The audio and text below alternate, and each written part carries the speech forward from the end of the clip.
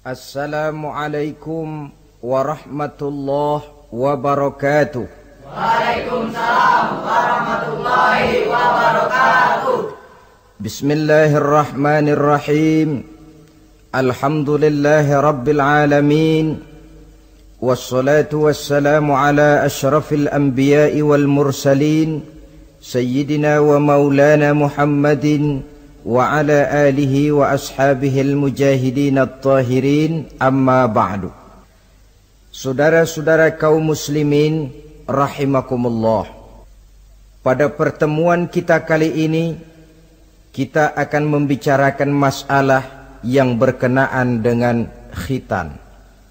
Sebagai yang kita maklum bahwa khitan bukan merupakan syariat baru. Pelaksanaannya telah dimulai sejak zaman Nabi Ibrahim alaihi salam. Dijelaskan dalam ayat 124 surah Al-Baqarah, wa izibtala Ibrahim rabbuhu bikalimatin fa'atammahun.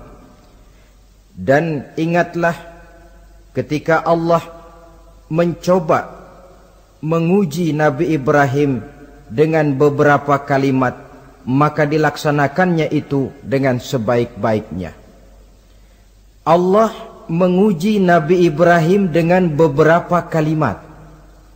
Kalimat di sini maksudnya adalah perintah dan larangan. Allah menguji Nabi Ibrahim untuk melaksanakan beberapa perintah, menjauhi beberapa larangan, yang seluruhnya dilaksanakan dengan sebaik-baiknya. Kalau kita buka sejarah, akan kita lihat bahwa memang kehidupan Nabi Ibrahim penuh dengan tamsil-tamsil yang tentu merupakan hikmah buat kita sekarang ini. Oleh sebab itu, para ulama berbeda pendapat tentang perintah yang ada di dalam ayat 124 ini. Ada yang berpendapat Allah menguji Nabi Ibrahim dengan beberapa perintah dan larangan, bahwa perintah yang ada di dalam ayat ini adalah perintah untuk membangun Ka'bah. Ada juga yang mengatakan perintah untuk menyembelih putranya Nabi Ismail alaihi salam.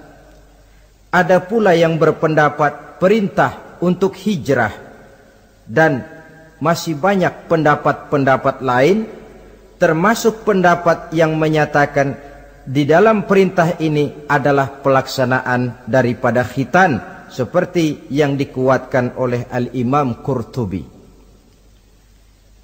Kesimpulannya adalah seperti yang dijelaskan oleh Al-Imamul Jalil Al-Hafiz Imaduddin Abil Fida Ismail Ibni Kathir. Di dalam tafsir Ibnu Kathirnya, beliau mengutip pendapat Abu Ja'far bin Jarir, di mana beliau berkata, annahu yajuzu ayyakunal muradu bil kalimat jami'u ma dzukira wa jaizun ayyakuna ba'du dzalik, wala yajuzul jazmu bi syai'in minha annahul muradu 'ala ta'yin illa bi hadisin aw ijma'in. Kesimpulannya ialah bahwa yang dimaksud dengan perintah dan larangan dalam ayat ini adalah seluruh yang ditemui oleh Nabi Ibrahim dalam perjalanan hidupnya, atau sebagiannya, tetapi tidak boleh menetapkan bahwa perintah dalam ayat ini cuma satu saja, kecuali berdasarkan hadis atau ijma'. Dengan kata lain, termasuklah khitan di dalam kalimat wa izibtala Ibrahim rabbuhu bikalimatin fa'atammahun. Kesimpulannya ialah syariat khitan dimulai oleh Nabi Ibrahim alaihi salam. Ini dari segi sejarahnya. Menurut hadis Imam Bukhari dan Muslim, ketika turun perintah khitan ini, umur Nabi Allah Ibrahim sudah mencapai usia 80 tahun. Kita bisa bayangkanlah ini, umur 80 tahun turun perintah khitan. Di zaman tentu belum ada pisau cukur, belum ada gunting, belum ada silet. Sedangkan pada usia 80 tahun kulit itu biasanya sudah mulai agak keras. Turun perintah untuk melaksanakan khitan. Ini pun fa'atammahunna, perintah ini dilaksanakan dengan sebaik-baiknya oleh Nabi Allah Ibrahim alaihissalam. Diteruskan syariat ini kemudian oleh putra-putra beliau yang juga menjadi nabi dan rasul, seperti Nabi Ismail, Nabi Ishak, dan terus oleh para nabi-nabi sesudah beliau sampai kepada Nabi kita Muhammad sallallahu alaihi wasallam. Apa sebenarnya hukum daripada pelaksanaan khitan? Saudara kaum muslimin yang berbahagia, hukum melaksanakan khitan adalah wajib, baik bagi laki-laki maupun perempuan. Kewajiban ini merupakan kewajiban penunjang. Artinya, yang wajib sebenarnya melaksanakan ibadah. Orang tidak akan bisa melaksanakan ibadah kalau dia tidak bersuci. Dan orang sulit untuk bersuci kalau dia tidak dikhitan. Maka khitan lalu ikut menjadi wajib. Dalam kaidah usul fikih dijelaskan, lil wasail hukmul maqasid. Wasilah mempunyai hukum yang sama dengan tujuan. Contoh, saudara wajib naik ke atas loteng. Ya, wajibnya naik ke atas loteng. Tapi saudara tidak akan bisa naik ke loteng kalau tidak ada tangga. Maka adanya tangga ikut menjadi wajib. Perintahnya cuma naiklah kamu ke loteng. Tidak ada perintah carilah tangga. Tapi lalu dalam proses pelaksanaannya kita tidak akan bisa naik ke loteng kalau tidak ada tangga. Maka adanya tangga ikut menjadi wajib. Allah memerintahkan kita, dirikanlah solat. Wuduklah kamu, bersucilah kamu. Kita tidak akan bisa bersuci kalau tidak dikhitan. Maka khitan itu ikut menjadi wajib hukumnya. Bisa juga dengan kaidah ma la yatimmul wajib illa bihi fahuwa wajib. Suatu pekerjaan yang tidak akan sempurna tanpa sesuatu hal lain, maka sesuatu hal lain itu ikut menjadi wajib juga adanya. Kita tidak akan bisa naik ke atas loteng kalau tidak ada tangga, maka adanya tangga itu ikut menjadi wajib. Di dalam kitab Ghayatul Bayan ala Zubadi bin Ruslan dijelaskan, wal khitanu wajibun ala dzakari wal unsa.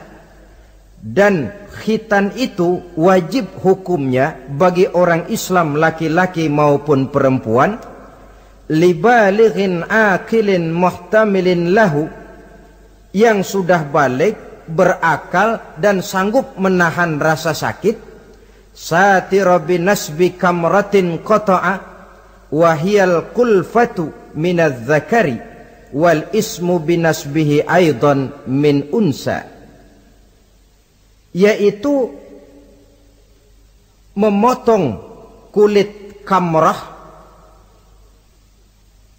yang menutupi daripada zakar seorang laki-laki.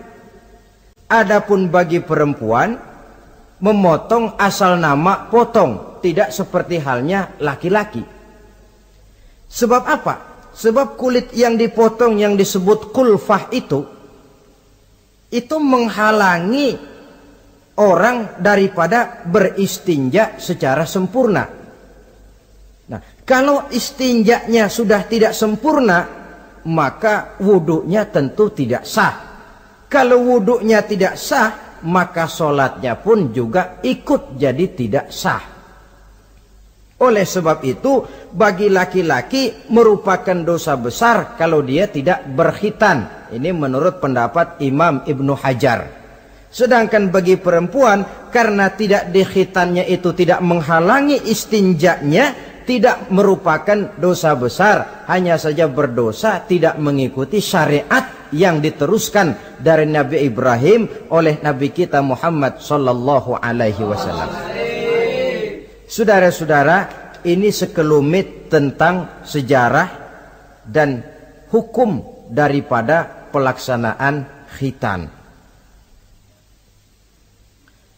Nah, sekarang kita lanjutkan dengan apa hikmah yang bisa diambil daripada pelaksanaan khitan dalam kerangka pembentukan pribadi muslim. Hikmah yang pertama, kalau setiap muslim ditanya kepengen punya anak macam apa, saya yakin jawabannya pasti sama, kepengen punya anak soleh. Betul apa betul? Betul. Apa ada di sini yang kepengen punya anak jadi garong? Tidak. Saya kira jangankan kita yang insya Allah termasuk orang baik-baik, orang yang tidak baik saja tidak pengen kok anaknya tidak baik. Maling saja tidak pengen anaknya jadi maling. Copet saja tidak kepengen anaknya jadi copet. Dia masih bisa bilang sama anaknya, "Nak, bapakmu sudah kadung jadi maling, kamu jangan nurunin." Itu yang ketahuan malingnya. Maling saja tidak pengen kok anaknya jadi maling, apalagi yang bukan maling. Tapi anak yang soleh ini, saudara, bukan proses yang sekali jadi.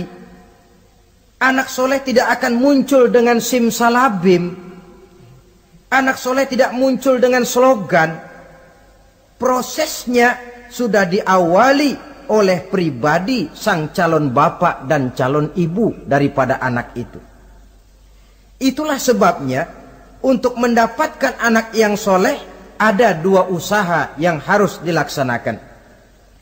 Pertama, usaha zohir, artinya usaha yang kelihatan oleh pandangan mata. Apa saja yang termasuk usaha zohir ini?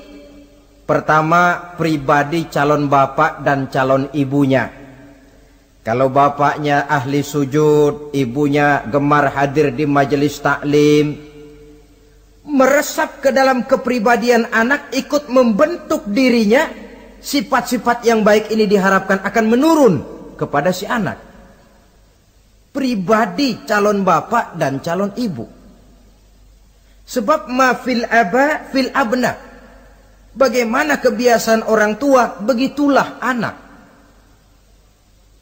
Kata pepatah, kalau bapak kencing berdiri, jangan heran anaknya kencing kabur. Kalau bapaknya bangun pagi jam 8, insya Allah anaknya jam 9. Jangan berharap anak mau sholat subuh. Kenapa? Bapaknya kasih contoh macam itu. Lalu suasana di rumah tangga, termasuk yang dimakan, yang diminum, termasuk pakaian kedua orang tuanya, ikut membentuk proses anak yang soleh ini. Kita kan tahu Rasulullah Shallallahu Alaihi Wasallam bersabda di dalam hadisnya, "Inna ahadakum yujma'u khalquhu fi batni ummihi arba'ina yawman nutfah." Tiap kamu diciptakan Allah dalam rahim ibunya itu 40 hari nutfah. Nutfah itu maaf, air kotor yang kalau ketemu di jalan kita jijik, dijual juga nggak laku, tapi kita berasal dari situ. Dan itu dihasilkan dari saripati makanan yang dimakan oleh sang calon bapak, sang calon ibu. Kalau calon ibu dan calon bapak senang memakan makanan yang haram, senang meminum minuman yang haram, maka itu akan melahirkan saripati makanan yang membentuk sperma yang dihasilkan dari makanan-makanan haram. Itu pun akan ada pengaruhnya dalam proses pembentukan anak yang soleh. Saya dulu berpikir, kenapa Islam ini kok kelihatannya sedikit-sedikit mesti ada doanya. Orang mau makan ada doanya, orang mau berpakaian ada doanya, berdiri di muka cermin berkaca ada doanya. Sampai seorang istri mau bergaul dengan suaminya, Ada doanya. Pemikiran ini terjawab setelah saya telaah dan menemukan di dalam kitab Ihya-nya Imam Al-Ghazali. Diceritakan di sana bahwa iblis yang tugasnya menggoda orang-orang kafir, badannya gendut-gendut. Sedangkan iblis yang tugasnya menggoda orang Islam, badannya kurus, krempeng, ceking kayak morfinis. Satu hari ketemu di jalan, karena satu profesi, ngobrol. Ini iblis yang tugasnya menggoda orang kafir bertanya kepada iblis yang tugasnya menggoda orang Islam. Badanmu kenapa kurus macam begitu? Kata yang menggoda orang Islam, bagaimana saya tidak mau kurus? Saya ini ditugaskan menggoda orang-orang Islam. Orang Islam itu kalau dia mau minum, dia baca bismillah. Bismillah racun, saya nggak bisa ikut minum. Dia mau makan, baca bismillah. Bismillah racun lagi, saya nggak bisa ikut makan. Dia mau tidur, tarik selimut, dia baca bismika Allahumma ahya wa amut, racun lagi aja.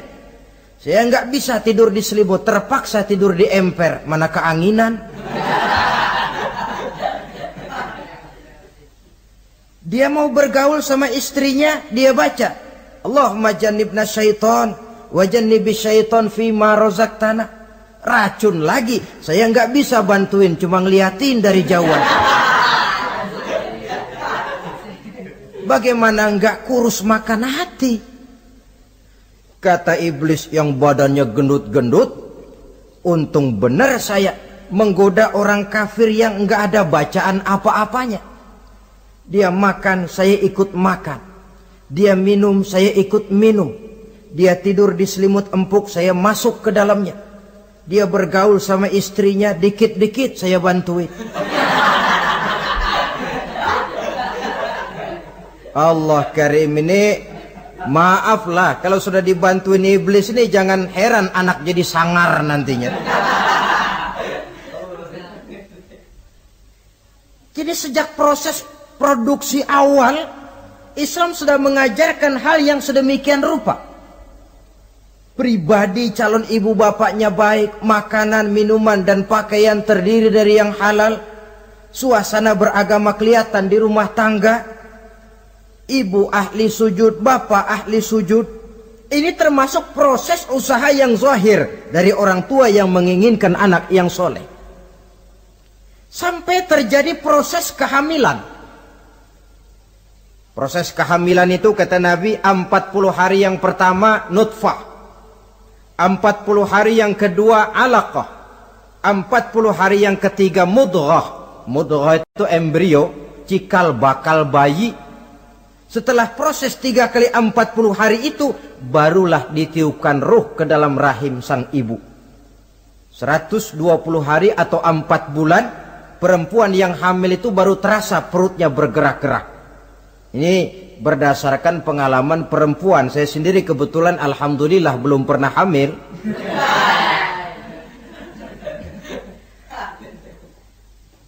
Saudara-saudara, sampai usia kehamilan itu 7 bulan, ada tradisi yang disebut 7 bulanan. Itu tradisi dilaksanakan baik, tidak pun tidak apa-apa. Tidak ada perintahnya memang, tapi juga tidak ada larangannya.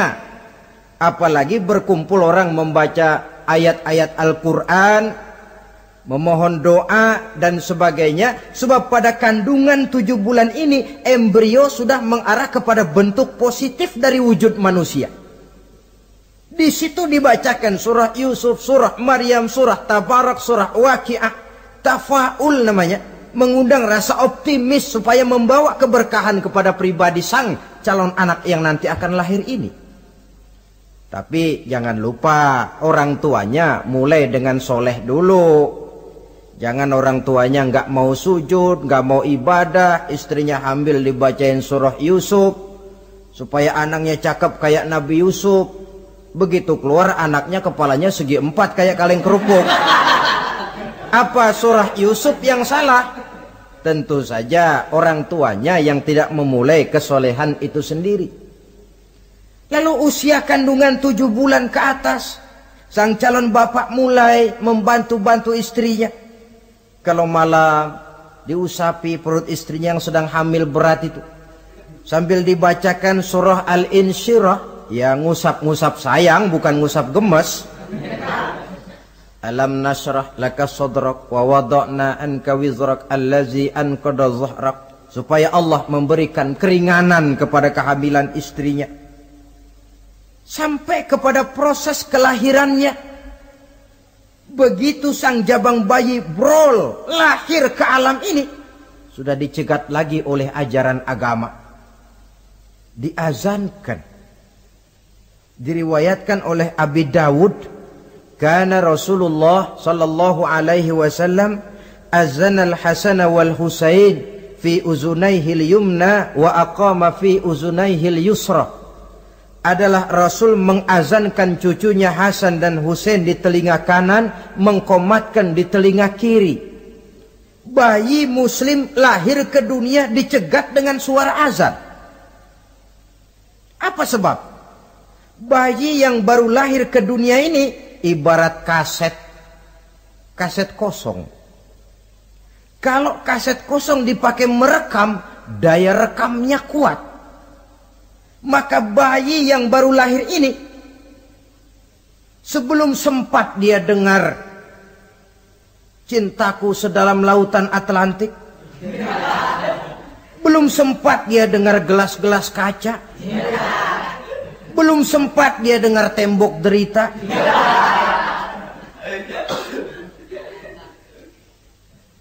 belum sempat dia menikmati serak-serak basahnya suara Frank Sinatra atau merdunya suara Madonna. Rekaman pertama yang masuk lafzul jalalah, Allahu Akbar, Allahu Akbar. Belum sempat dia dengar yang lain. Keagungan Allah yang didengarnya. Kaset kosong diisi dengan rekaman pertama berupa lafzul jalalah. Saudara hadirin yang saya hormati, lalu datang kewajiban orang tua setelah sang anak lahir. Apa itu? Memberikan nama. Jangan lupa, ini proses pembentukan anak yang soleh. Memberikan nama. Walaupun William Shakespeare pernah bilang, what is a name? Apa sih arti sebuah nama? Cuma nama saja kok. Biar adanya di atas lumpur, kalau memang intan ya tetap intan. Nama itu tidak banyak artinya. Namun pada hakikatnya nama merupakan bagian daripada doa. Itulah sebabnya Islam mengajarkan khairul asma'i ma hummida wa ubbida. Sebagus-bagus nama yang mengandung pujian atau menggambarkan kehambaan seseorang kepada Tuhan. Mengandung kata-kata pujian, Ahmad, Muhammad, Hamid, Mahmud. Mengandung nilai kehambaan seperti Abdurrahman, Abdurrahim, Abdurrauf. Jangan mentang-mentang ada di Quran anak dinamai Jahannam. Wah, kenapa Jahannam? Itu kan ada di Quran, Pak. Iya, di Quran, tapi lempengan neraka itu. Sekarang ini saya melihat gejala akibat rasa malu beragama. Kan zaman sekarang kadang ada tuh orang malu mengakui Islamnya. Bertemu teman, Assalamualaikum, malu, minder. Berangkat ngaji bawa Quran, malu, minder, rendah diri. Malu mengakui Islamnya. Termasuk diberikan nama yang berbau-bau Islam ini. Malu katanya, kampungan. Bapaknya kasih nama bagus, Ibrahim. Lantaran pengen nyentrik dia potong, Bram. Ibrahim kampungan, Bram aja nih lah. Ah, itu kan cuma nama, Pak. Memang begitu mulanya. Nabi pernah memberikan isyarat, la tattabi'anna sunnana man kana qablakum shibran bi shibrin. Satu saat kau pasti akan mengikuti tingkah laku orang-orang sebelum kamu. Cuma cara kamu ngikuti sedikit-sedikit, sejengkal, sehasta, semeter. Begitu enak kamu ikut-ikutan, sampai yang kamu ikuti masuk ke lubang biawak, kamu pun akan masuk juga ke dalamnya. Mula-mula nama, malu pakai nama Islam. Dari nama pindah ke pakaian. Dari pakaian pindah ke pergaulan. Kalau nama Ibrahim berteman dia dengan Ali, Hamid, Farid, Syauki. Sudah pakai nama Bram, masa Bram temennya soleh nggak nyetel ah. Kalau Bram kan temennya si Blacky. Nah, kalau sudah pindah ke pergaulan, yang saya khawatir pindah agama tidak terasa. Pindah agama tidak lagi terasa. Ini yang kita khawatir. Itulah sebabnya membudayakan nama yang baik ini perlu kita pelihara. Nama sebagian daripada doa. Tatkala orang tua memanggil kita dengan nama yang baik, sudah merupakan doa agar anaknya jadi orang baik-baik.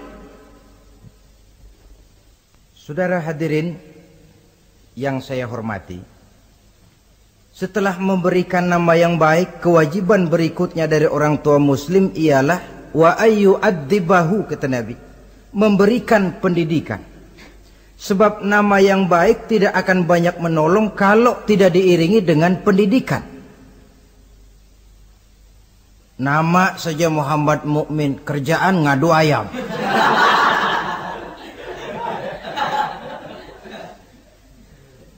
Nama yang baik tapi lantaran tidak diiringi dengan pendidikan, tidak akan banyak menolong. Nah, pendidikan ini dari mana dimulai? Dari rumah tangga. Al-bait madrasatul ula. Rumah tangga adalah sekolah yang pertama. Belum lagi anak kenal TK, ibtidaiyah, tsanawiyah. Yang dia kenal adalah rumah tangganya. Gurunya adalah ibu bapaknya.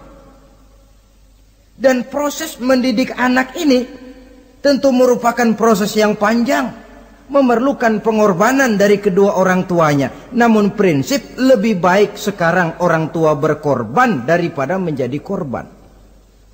Kalau orang tua tidak mau berkorban untuk mendidik anaknya, percayalah pada suatu saat dia akan jadi korban dilawan oleh kebrutalan anaknya sendiri. Biarlah kita orang-orang tua ini peras keringat banting tulang. Pergi pagi pulang sore, kaki jadi kepala, kepala pun jadi kaki. Untuk satu cita-cita agar anak-anak kita kelak lebih baik daripada kita sekarang ini. Mendidik. Karena kian hari kita dihadapkan dengan kenyataan peledakan penduduk, sulitnya lapangan kerja, persaingan hidup yang makin tajam, sulitnya ekonomi. Kalau anak kita tidak bekali dengan pendidikan, dia akan tersudut di pojok-pojok kehidupan untuk lebih banyak cuma jadi penonton daripada pemain di dalam kegiatan kehidupan ini. Nah, setelah memberikan nama yang baik, lalu mendidiknya, lalu datanglah usaha yang batin di dalam proses pembentukan anak yang soleh ini, yaitu mendoakan anak. Yang baik tentu doa dari orang tuanya sendiri. Sebab kata Nabi, doaul walid liwaladihi kadu'ain nabi li ummatihi. Doa orang tua kepada anaknya seperti doa Nabi kepada umatnya. Sebagaimana doa Nabi kepada umatnya tidak ditolak, begitulah doa orang tua kepada anaknya. Di keheningan malam, si orang tua ini sering bangun, tahajud, sujud dia di hadapan Allah dengan menitikkan air mata, memohon doa dengan doanya Nabi Allah Ibrahim, Rabbi habli minas salihin. Ya Allah, berikan kiranya saya anak yang soleh. Nabi Ibrahim tidak minta anak pintar. Nabi Ibrahim tidak minta anak yang tampan. Nabi Ibrahim tidak minta anak yang kaya dan punya kedudukan tinggi. Yang beliau minta, Rabbi habli minas salihin. Ya Allah, berikan saya anak yang soleh. Kelihatan ini ketika beliau punya anak bernama Ismail, lalu turun perintah Allah, hai Ibrahim, potong leher anakmu Ismail. Nabi Ibrahim bermusyawarah, Ismail, saya Abah, Allah memerintahkan saya untuk menyembelih leher kamu. Menurut pendapatmu bagaimana, mimpiku ini laksanakan atau tidak? Apa jawab Nabi Ismail? Ini bukti doa anak soleh. Abah, kalau memang itu benar perintah Allah, laksanakan Abah. Ya abati fa'al ma tu'mar, satajiduni insyaallah minas sabirin. Kalau memang itu perintah Allah, Abah, laksanakan, potong leher saya. Anak soleh. Kalau cuma anak pinter tapi nggak soleh, mungkin jawabannya nggak begitu. Nah, bapak disuruh Allah menyembelih leher kamu. Bagaimana nak, laksanakan jangan. Mungkin dia akan jawab, kenapa saya bapak aja potong yang udah tuaan.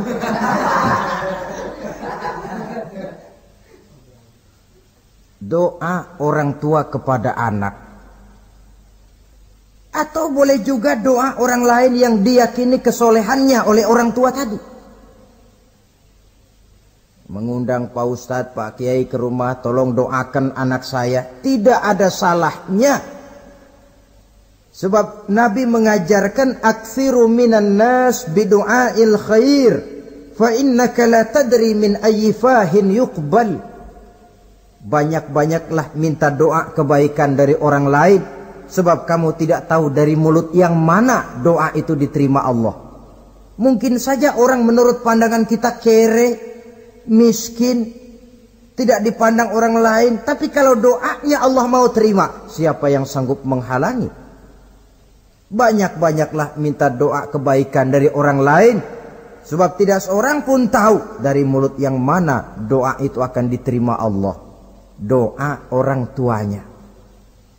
Inilah hikmah khitan yang pertama, proses pembentukan anak yang soleh. Yang kedua, khitan itu menanamkan kepada anak-anak muslimin sikap berani menghadapi hidup. Di waktu kecil sudah dilatih mengalirkan darah. Seolah-olah orang tuanya berkata, nak, hidup ini adalah perjuangan, nak. Perjuangan itu peras keringat, banting tulang, mengalirkan darah, kadang-kadang mengorbankan nyawa. Hidup bukan undian, nak. Jangan mengharap untung besar tanpa mau peras keringat. Berani hidup artinya berani menghadapi segala resiko yang ada di dalam hidup. Di zaman sekarang banyak orang yang takut menghadapi hidup. Pakaian mau bagus, makan mau enak, hidup mau terpandang dan dihargai orang, tapi kerja keras tidak mau.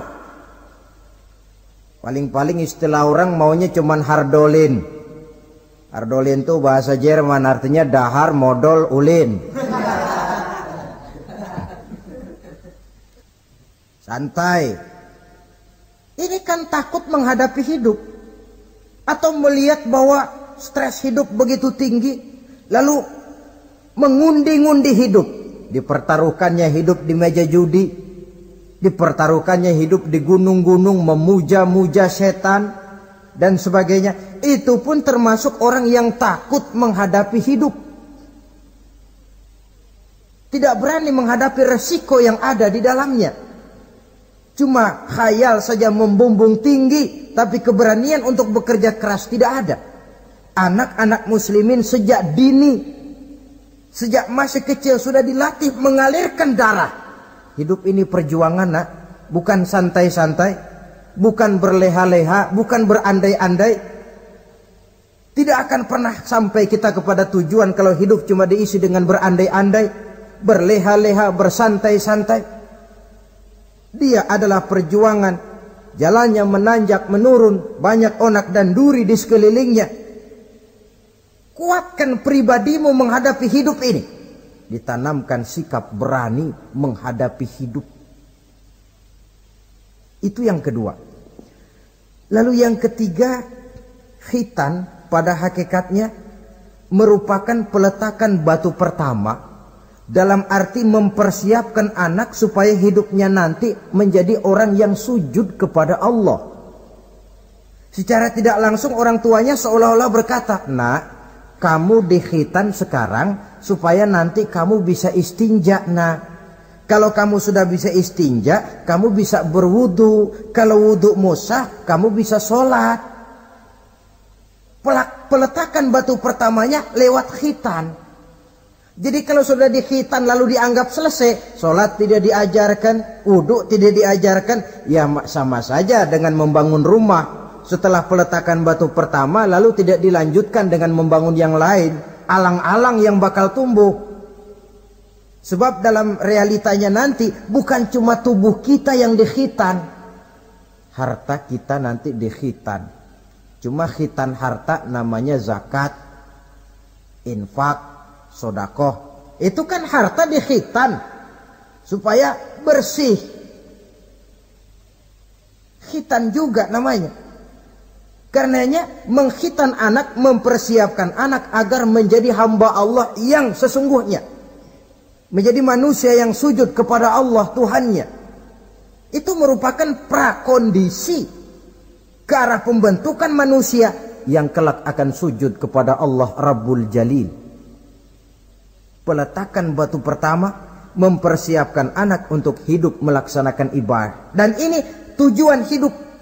Allah jelaskan, "Wa ma khalaqtul jinna wal insa illa liya'buduni." Aku tidak ciptakan jin dan manusia melainkan untuk beribadah kepadaku. Masalah paling pokok bukan bertanya mengapa kita diciptakan oleh Allah, karena kita memang sudah ada. Masalah paling pokoknya ialah untuk apa kita diciptakan oleh Allah. Kalau saudara bertanya mengapa saya dibikin oleh Allah, itu hak Allah untuk menjawabnya. Manusia buntu. Sebab itu pertanyaan kita bukan mengapa kita diciptakan Allah, tetapi untuk apa kita diciptakan Allah. Yang bisa jawab tentu yang bikin manusia. Seperti juga kita tanya, "Pak, untuk apa Bapak bikin bangku?" Yang bisa jawab pasti ya yang bikin bangku toh. Sebagai pembikin, dia tentu lebih tahu untuk apa bangku itu dibikin.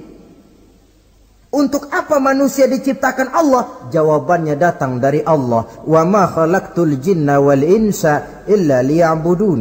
Aku tidak menciptakan jin dan manusia kecuali untuk melaksanakan ibadah kepadaku. Ini rupanya tujuan penciptaan manusia. Agar kita menjadi orang-orang yang hidup melaksanakan ibadah dalam pengertian yang seluas-luasnya. Sejak ibadah pribadi yang langsung antara kita dengan Allah, seperti sholat, puasa, zakat, haji, sampai kepada ibadah yang tersalur melalui kehidupan bermasyarakat. Umpamanya membangun, memelihara kesehatan, menjaga keamanan di kampung. Yang kalau kita niatkan untuk mencapai ridho Allah, insya Allah itu akan bernilai ibadah. Tujuan penciptaan manusia ternyata tidak lain untuk melaksanakan ibadah. Prestasinya di hadapan Allah bergantung kepada sampai sejauh mana nilai ibadah itu dilaksanakannya. Ini yang ketiga. Yang keempat, hikmah daripada khitan itu dari sisi orang tua menempatkan perintah Allah di atas perasaan dan kepentingan pribadi. Ada enggak orang tua yang enggak sayang sama anaknya? Semua orang tua sayang kepada anaknya. Jangan anak sampai dipotong mengalirkan darah. Anak main saja, main layang-layang, jatuh pulang kakinya berlumur darah, sudah ribut orang tuanya. Kenapa nak? Kenapa sayang? Kenapa raja? Aduh, raja lah kita. Tapi ini perintah Allah. Perasaan pribadi, kepentingan pribadi kalah oleh perintah Allah. Ini mestinya watak seorang muslim. Kalau sudah begitu perintah Allah, begitulah kita laksanakan. Soal keberatan pribadi, perasaan pribadi, kepentingan pribadi, nomor belakang. Yang penting perintah dilaksanakan. Cobalah kalau khitan itu, anak yang begitu kita sayangi pada umur sedang lucu-lucunya, dipegangi dia, lalu dikhitan. Kadang dia menangis, mengalirkan darah, sakit dia 2-3 hari belum bisa berjalan dan bermain dengan teman-temannya. Tapi ada rasa luas dalam hati orang tua. Kenapa? Alhamdulillah ya Allah, perintahmu sudah saya laksanakan. Perasaan pribadi itu ditekan oleh perintah Allah. Perintah Allah di atas perasaan dan kepentingan pribadi. Kalau perasaan ini sudah kita miliki, itu pertanda nilai iman kita sudah mapan. Tidak cuma dalam khitan, dalam berbagai perintah agama. Hari Jumat berangkat kita dagang. Begitu 11:30 mendadak banyak yang beli, laku lagi. Sudah kedengaran suara azan, hayya 'alas shalah, hayya 'alal falah. Pembeli makin banyak. Disitulah barometer iman kelihatan. Terusin ngelayani pembeli dan dapat untung banyak, atau perintah Allah yang sudah memanggil-manggil itu. Kalau perintah Allah di atas perasaan dan kepentingan pribadinya, dia akan tinggalkan dagangan itu.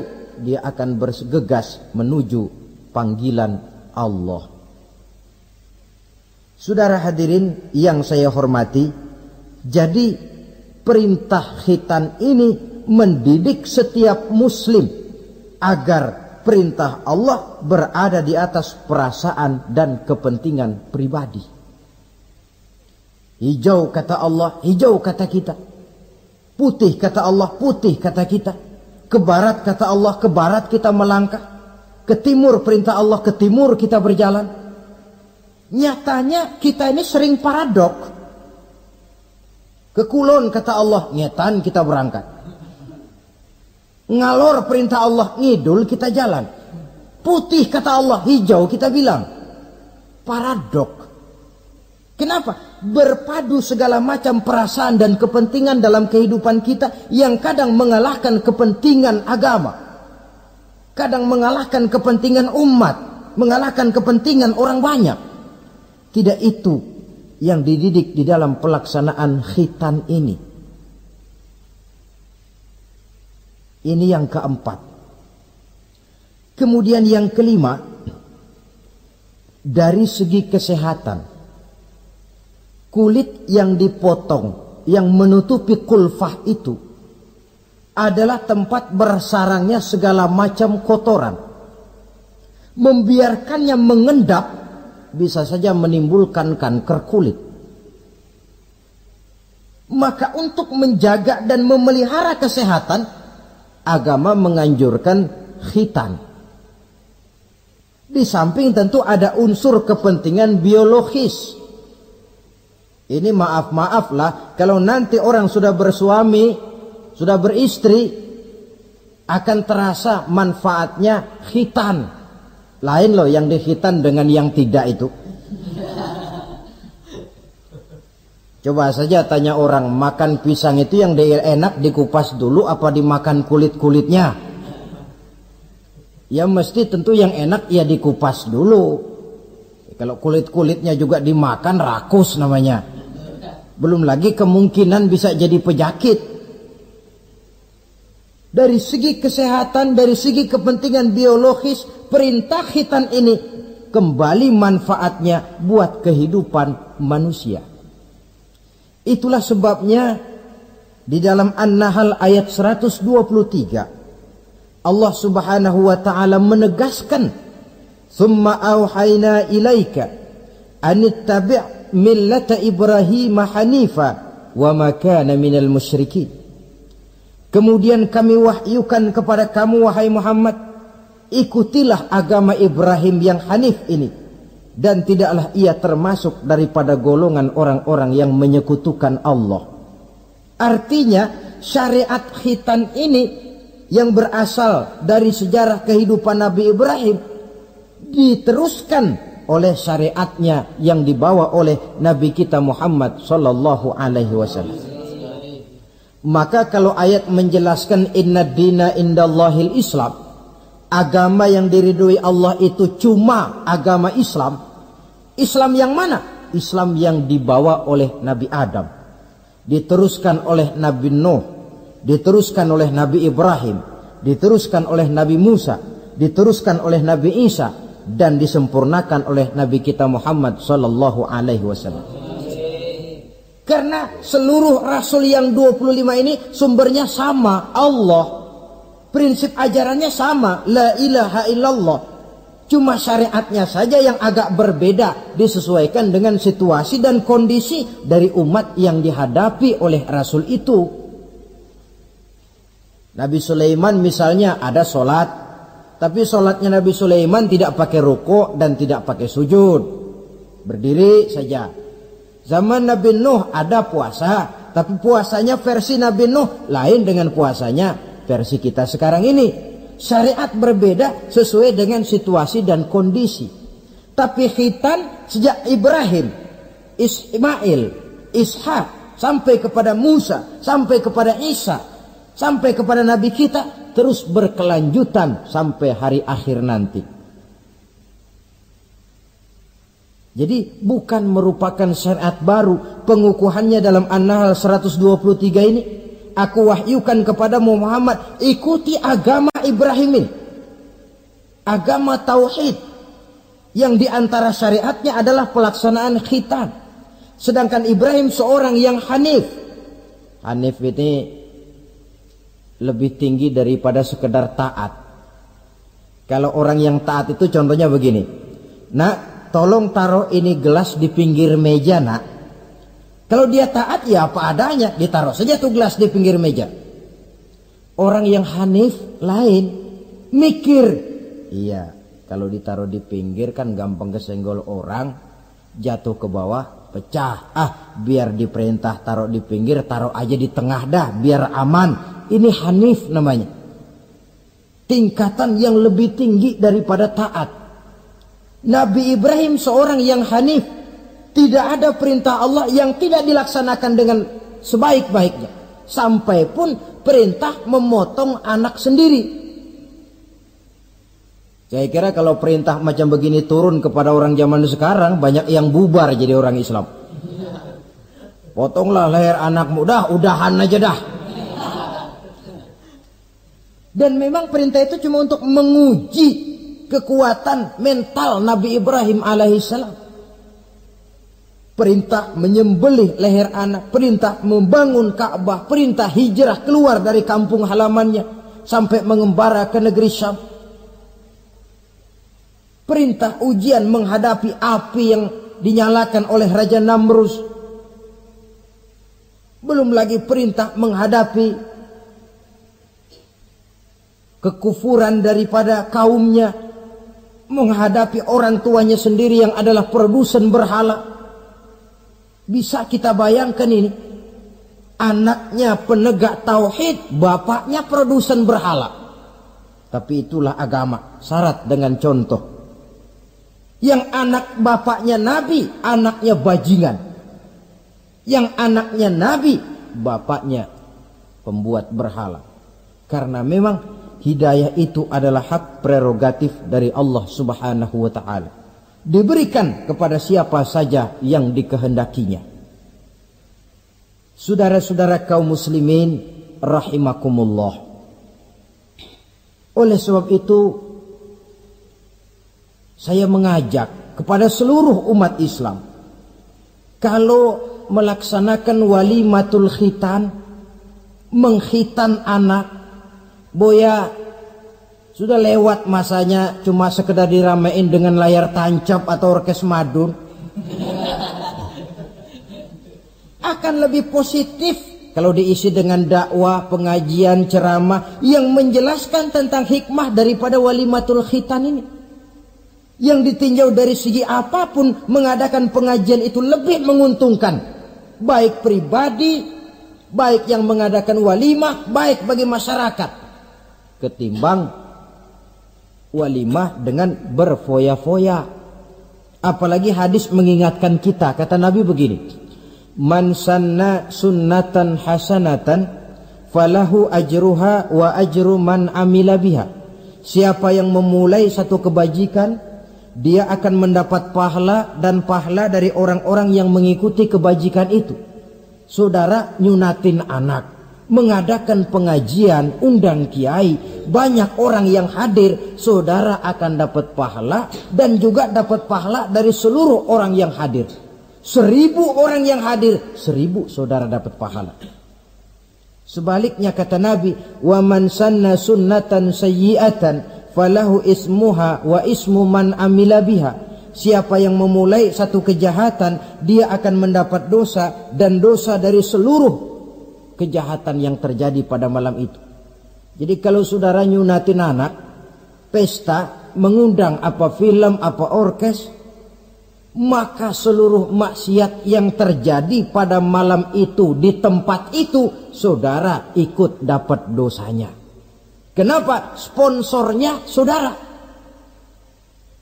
Iya, tapi kan saya nggak suruh mereka maksiat, Pak. Betul. Tapi bisanya mereka maksiat kan karena sarana disediakan.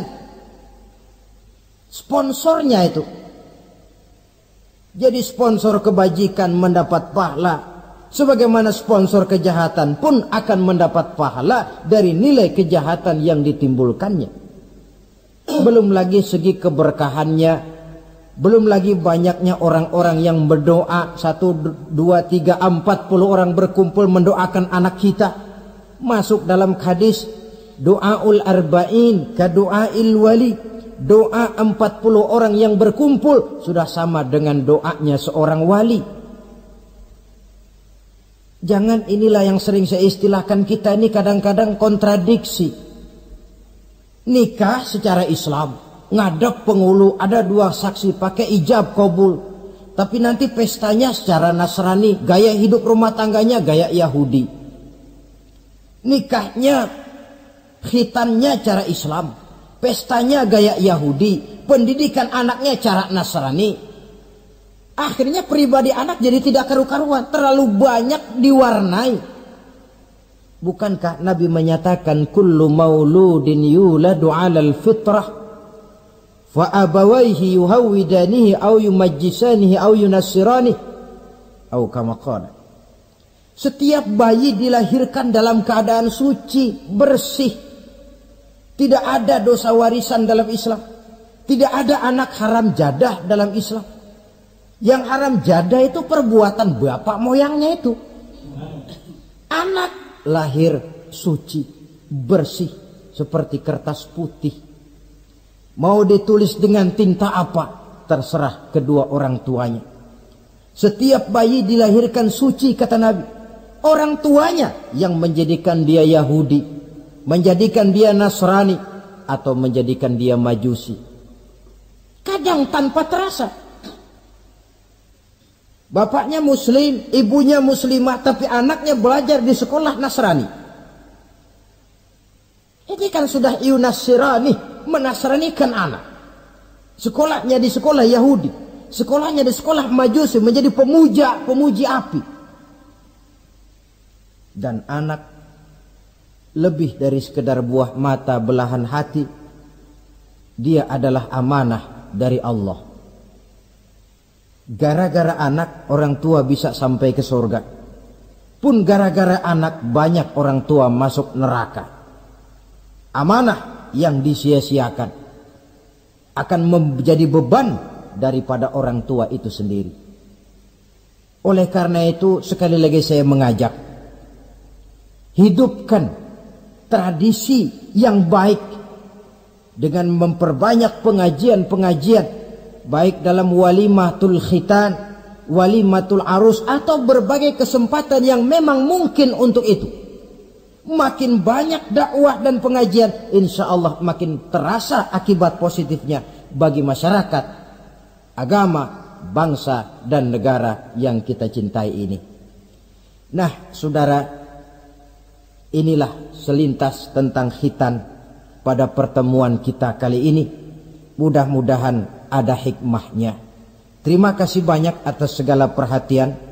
Mohon maaf atas segala kekurangan. Usikum wa nafsi bitaqwallah. Aqulu qawli hadha fa astaghfirullahal azim li wa lakum. Wassalamu alaikum warahmatullahi wabarakatuh.